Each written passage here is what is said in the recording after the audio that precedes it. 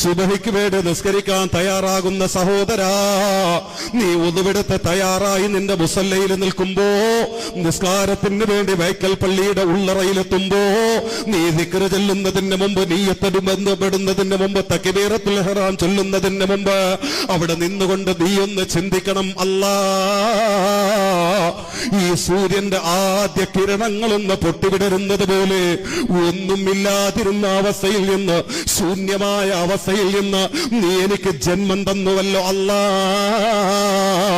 40 വർഷം മുമ്പ്, അല്ലെങ്കിൽ എനിക്ക് 30 വയസ്സായി 30 വർഷം മുമ്പ്, അതല്ലെങ്കിൽ എനിക്ക് 50 വയസ്സായി 50 വർഷം മുമ്പ് ഞാനെന്ന ഒരു സംഗതിയില്ലായിരുന്നു.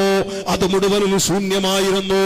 ആ ശൂന്യതയിൽ നിന്ന് ഞാനാകുന്ന വെളിച്ചത്തെ നീ ജനിപ്പിച്ചല്ലോ അല്ലാ. ഈ സൂര്യന്റെ ആദ്യ കിരണങ്ങളെ പ്രത്യക്ഷപ്പെടുന്നത് പോലെ